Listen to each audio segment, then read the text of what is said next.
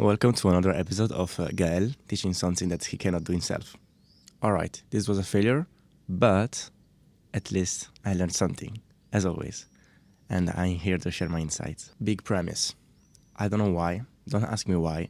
Write whatever you want in the comments, but don't ask me why I was trying to touch the water with my back leg, while everybody else is doing it with the front leg.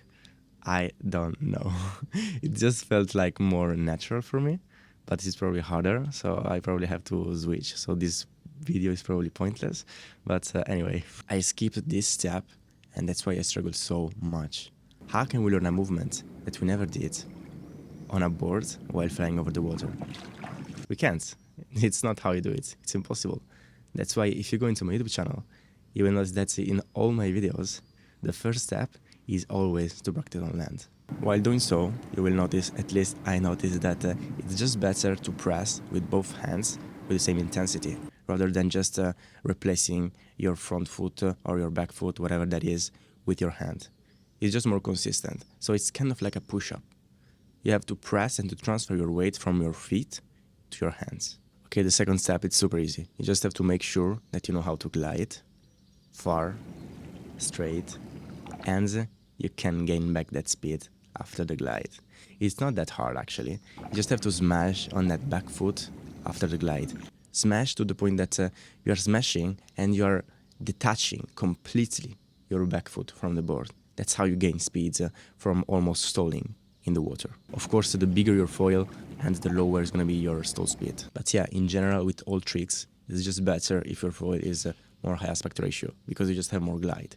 It doesn't necessarily have to be giant, because you can do it if you have a little bit of skill with a small foil, but still it has to be a high aspect ratio. It has to have a ton of glide. And now that we're talking about foil, please make sure that you pick one that you can start consistently, because you're gonna fall hundreds of times, and if you have to struggle to start the foil, it's not gonna work.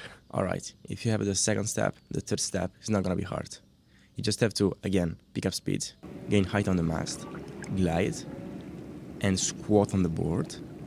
You hold the position as much as you can, and then you stand up again. And you try to gain back that speed and that height on the mast, with the rules, with the tips that I explained in the previous step. And in this and in the previous step, you can do more reps in the same run. So you start, you pick up speed and height on the mast, you glide, you gain back that speed and that height on the mast, and then you glide again. Okay, the fourth step is just the previous step, but you grab the board while you're holding the squat position. So nothing crazy, it's just the same thing. At step 5, that's where the trouble starts.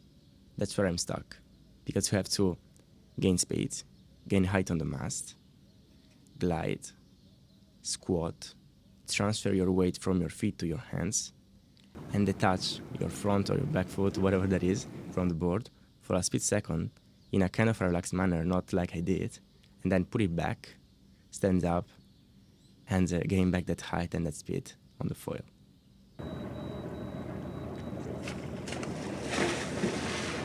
Easier said than done, right? I think that I was detaching my back foot and not my front foot, because my end goal is to do what Malo is doing, so to sit on the board while you're gliding. That's crazy, that's too cool. And for that, you have to detach your back foot, not your front foot. I hope this video helps, and if not, maybe you're gonna be more lucky with the next one or with the previous one, where I teach how to beach start. I'm not teaching anything, I'm just showing my first session and I'm giving some insights. And I don't know if you noticed, but we're almost at 1,000 subscribers. So if you can hit the subscribe button, it will be great. So I can activate the monetization for this video, and I can earn like 50 cents per video. Anyway, thank you and see you in the next one.